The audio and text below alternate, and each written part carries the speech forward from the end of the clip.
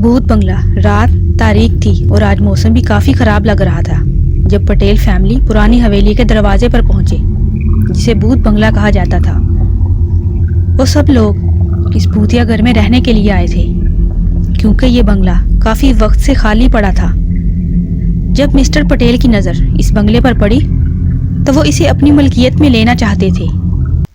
उन्होंने बंगले में आने से पहले जिस किसी से भी इसके बारे में मालूमात ली थी, उन सब ने उन्हें वहाँ रहने से मना किया था, लेकिन मिस्टर पटेल ने अपनी फैमिली को इस सब से अनजान रखा था और आज वो यहाँ शिफ्ट हो रहे थे।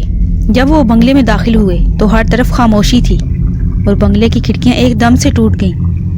मिस्टर पटेल ने अपने खौफ के एहसास को दबाते हुए सबको अंदर आने को कहा। मिसिस पटेल हवेली में दाखिल होते हुए उस जगह की पुरानी दिलकशी पर तबसरा कर रही थी। उन्होंने अपने दोनों बच्चों रोहन और माया को कायल करने की कोशिश की कि यह सिर्फ एक पुराना घर है, इससे ज़्यादा कुछ भी नहीं।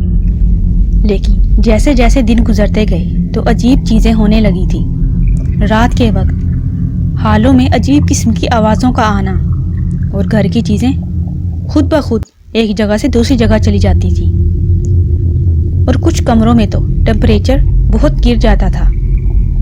रोहन एक मुतजस्सिस लड़का था।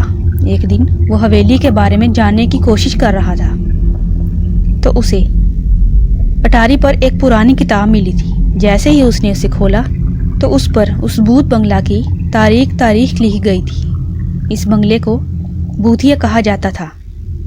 जब उसने ये बात अपने वालिदैन को बताई तो उन्होंने उसे नज़रअंदाज कर दिया और झूठी कहानी करार दिया। किताब में दी गई वार्निंग को नज़रअंदाज करते हुए पटेल हवेली में रहते रहे। उन्हें डरावने ख्वाब आते। कई बार मिस्टर पटेल ने खुद सायादार भूतों को हवेली में घूमते देखा था, पर उन्हें अपने लालच के आगे कुछ नज़र नहीं आ रहा था। एक रात माया अपने कमरे के बाहर कदमों की आवाज़ से बेदार हुई। जब उसने दरवाजे को खोला तो सामने एक चमकती हुई रोशनी नजर आई। वो उसके पीछे चलने लगी। अचानक उसने खुद को किताबों की अलमारी के पीछे एक खुफिया कमरे में पाया। उस कमरे की दीवारों पर अजीबोगरीब किस्म की पेंट की गई थी और सारा कमरा मुजस्मों से भरा हुआ था। माया डर के मारे चीखने लगी। सारी हवेली में उसकी चीखों की आवाज़ गूंज गई, पर कोई उसे ढूंढ नहीं पा रहा था। सारे दरवाजे अपने आप बंद होने लगे। उसके वालिदैन को एहसास हो रहा था वो हवेली में अकेले नहीं थे। अगले दिन मिस्टर पटेल ने एक हिस्टोरियन को बुलाया जिससे वो हवेली के बारे जान सके। इस हिस्टोरियन ने बताया कि ये भूत बंगला एक अमीर खानदान का था, जिनकी पुरअसरार मौत, खुदकुशियों और हादसात का एक सिलसिला इस खानदान को इस वक्त तक परेशान करता रहा, जब तक कि वो मुकम्मल तौर पर ख़त्म ना हो गई और उस हवेली को लावारिस छोड़ दिया था। मिस्टर पटेल अपनी बेटी को खो चुके थे। वो सब लोग उसे ढूंढ नहीं पा रहे थे। वो अपने किए पर बहुत शर्मिंदा थे। मिस्टर पटेल ने अपनी बीवी और बेटे को हकीकत बताई कि वो अपने लालच की वजह से यहाँ आए थे। मिस्टर पटेल ने एक प्रीस्ट की हेल्प भी लेना चाहिए जिससे वो अपनी बेटी को बचा सके। उन्होंने हर वो अमल किया जिससे वो अपनी बेटी को वापस ला सकते थे, पर वो अपनी हर कोशिश में नाकाम होते जा रहे थे।